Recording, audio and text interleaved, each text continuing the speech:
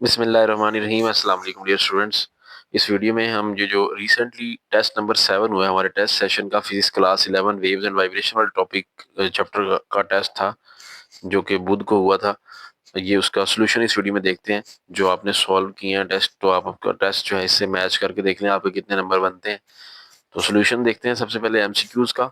Which wave can travel through vacuum? ऐसी कौन सी wave है जो कि वैक्यूम में से ट्रेवल कर सकती हैं? Sound waves, seismic waves, light waves या वाटर वेव्स?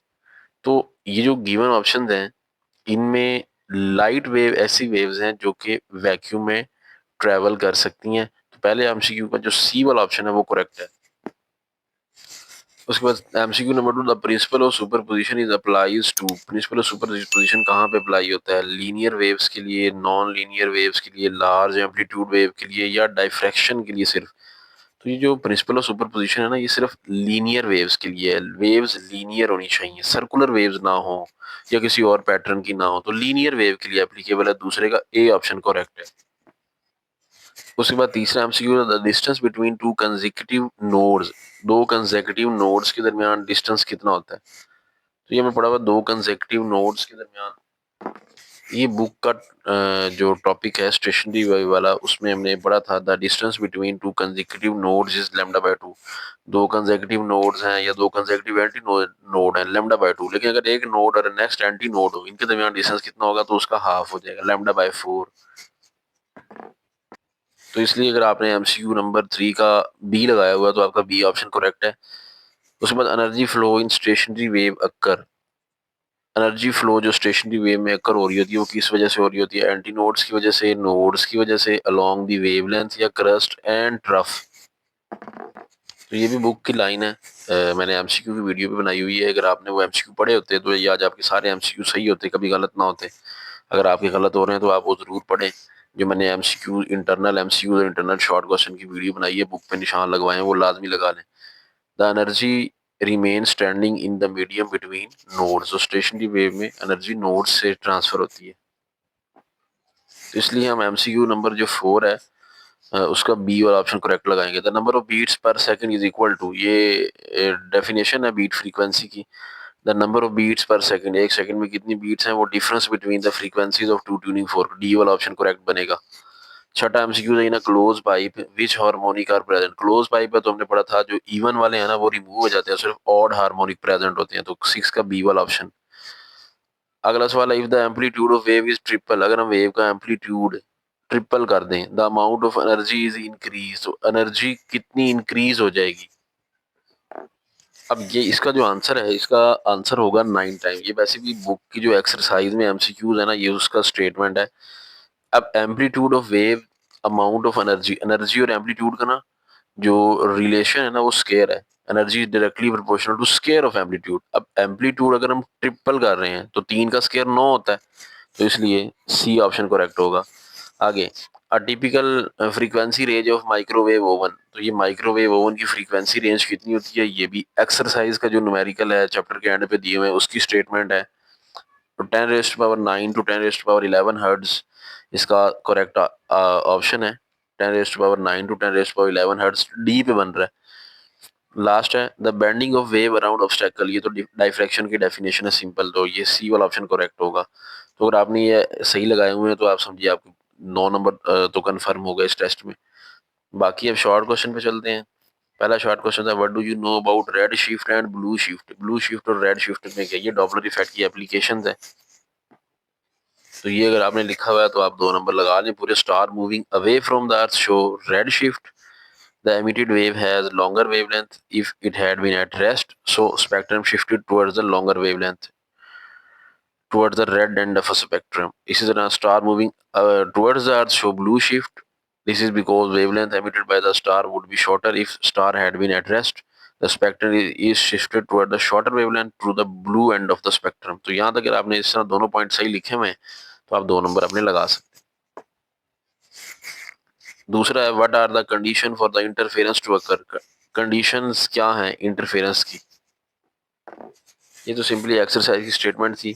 पहला ही क्वेश्चन है, इंटरफेरेंस टू अकर कंडीशन क्या है, 2 और more waves superpose at a point in space, space में किसी पॉइंट पे 2 और ज़्यादा वेव्स सुपरपोज करेंगी, तब for interference to occur both wave have same type, उनकी टाइप सेम होनी चाहिए, मतलब दोनों या तो साउंड वेव हो या लाइट वेव हो। दूसरी बात ये, both must have same frequency and must travel in same direction, दोनों की फ्रीक्वेंसी और सेम डायरेक्शन में ट्रेवलिंग होनी चाहिए।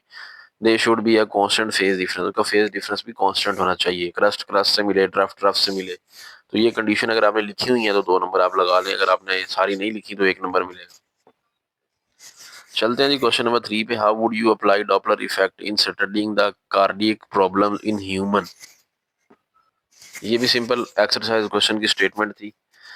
इन the medical test that use Doppler effect to measure the speed and direction of the blood flow in the heart.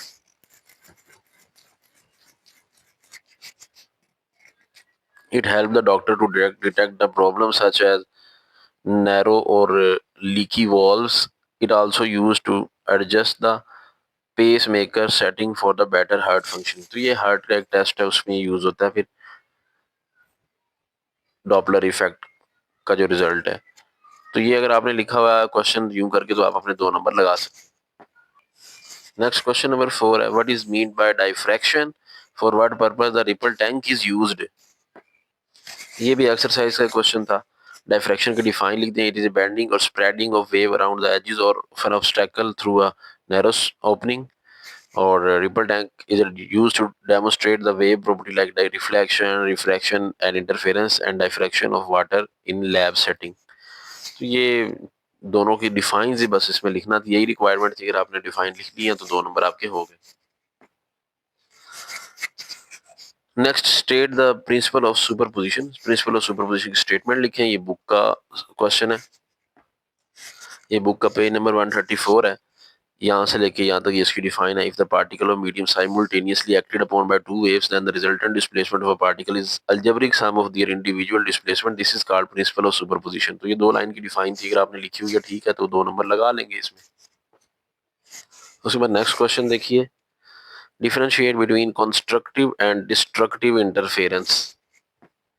तो ये वैसे exercise में भी आई थिंक क्वेश्चन ये है, लेकिन आप बुक से भी कर सकते हैं। Whenever the path difference integral multiple of wavelength then 2 waves are add up, this is called constructive interference. साथ में कंडीशन भी अगर आपने लिखी है तो आप 1 नंबर यहाँ लगा लेंगे। और डिस्ट्रक्टिव इंटरफेरेंस की भी ये डेफिनेशन है, पेज 138 है बुक का, और साथ में ये सी कंडीशन है 2n+1 λ/2। अगर आपकी कंडीशन और डेफिनेशन दोनों लिखी हुई है तो आप 2 नंबर लगा लें। उसके बाद नेक्स्ट क्वेश्चन है, what do you know about radar and Sonar. Radar और सोनार के बारे में आप क्या जानते हैं। तो ये रेडार जो है ये एप्लीकेशन है, सोनार भी डॉपलर इफेक्ट की। ये रेडार के बारे में लिखा हुआ है, ये रेडार है, ठीक है। और उससे नेक्स्ट पेज नंबर 161 पे टॉप पे पहली 3 लाइनें ये सोनार की डेफिनेशन भी लिखी हुई है।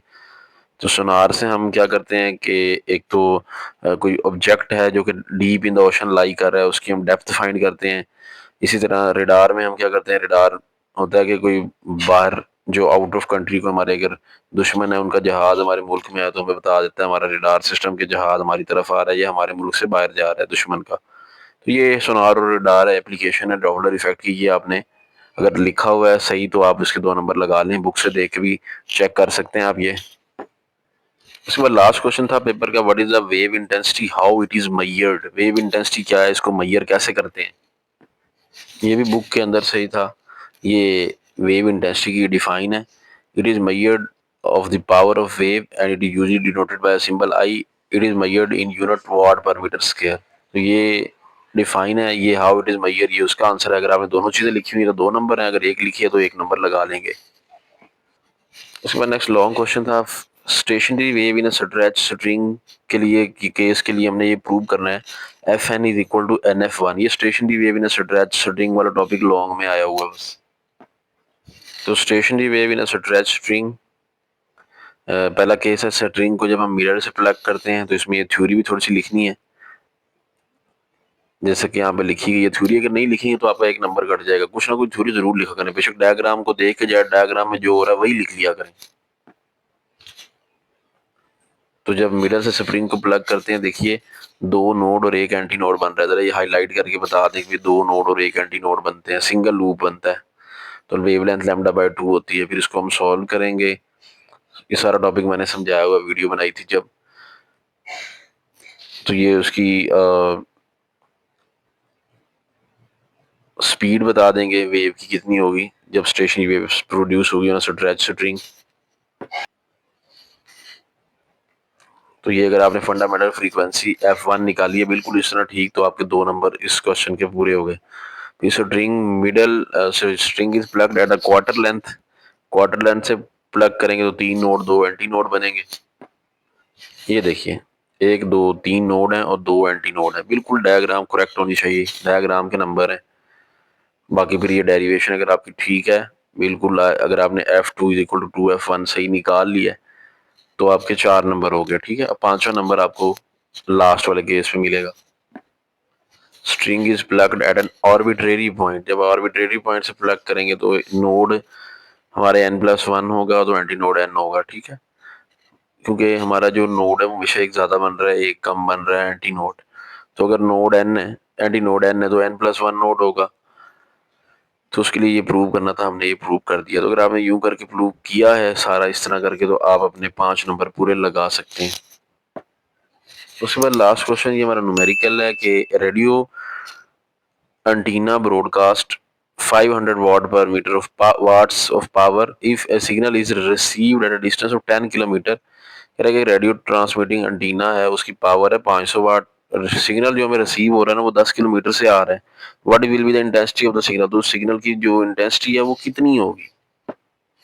तो गिवन डाटा लिखेंगे, पावर 500 वाट है, डिस्टेंस कितना है 10 किलोमीटर है, तो ये 10,000 मीटर हो जाएगा। और इंटेंसिटी है वो power per unit area is equal to P over A formula है। तो पावर है हमें 500 वाट है और जो सिग्नल स्प्रेड होता है वो स्फेरिकल वेव फ्रंट की, तो area of sphere 4 pi r square होता है। ठीक है, तो ये 4 पाई r स्क्वायर, 4 पाई की जगह 3.1428, r जो है वो हमारा डिस्टेंस है वो कितना है वो 10⁻⁴ है। अब उसके ऊपर स्केयर है, तो जब उसके ऊपर स्केयर आएगा तो 10⁻⁴ टू द 8 आ जाएगा। तो इसको डिवाइड करा के सॉल्व करेंगे तो हमारे पास ये आंसर है। तो अगर आपने गिवन डाटा सिर्फ लिखा है तो 1 नंबर है, फार्मूला भी लिखा है तो 2 नंबर है, फार्मूला में वैल्यूज पुट करवा के यहाँ तक सॉल्व किया तो 4 नंबर है, और आंसर भी सही है तो 5 नंबर पूरे मिल जाएंगे। चलें जी, ये टेस्ट नंबर 7 का सोल्यूशन कंप्लीट हो गया। अब आपके कितने नंबर आए हैं ये बताना आपका काम है, कमेंट में कमेंट ज़्यादा से ज़्यादा करें ताकि जो टेस्ट सेशन है इसका मकसद जो है तलबा को फ़ायदा पहुंचाना वो पूरा हो सके। ज़्यादा से ज़्यादा वीडियो शेयर किया करें जो टेस्टों वाली वीडियो होती है, टेस्ट सोल्यूशन की वीडियो, ताकि ज़्यादा से ज़्यादा स्टूडेंट्स को फ़ायदा हो। क्योंकि अगर आप ज़्यादा वीडियो देखेंगे, ज़्यादा कमेंट करेंगे तो फिर इससे मुझे मोटिवेशन मिलेगी, मैं अपनी ज़्यादा अच्छा टेस्ट बनाऊंगा और अच्छी जो है वीडियोस बनाऊंगा ताकि आपको भी फ़ायदा हो और मुझे भी फ़ायदा हो। ऐसे टेस्ट सेशन जो है यूट्यूब पे कंटिन्यू करना बड़ा मुश्किल होता है।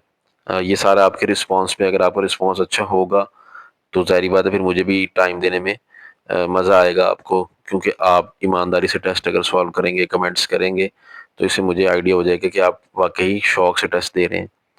उम्मीद करते हैं वीडियो को पसंद आई होगी। मिलते हैं नेक्स्ट वीडियो में जल्द। अपना ख्याल रखिएगा। अल्लाह हाफिज़।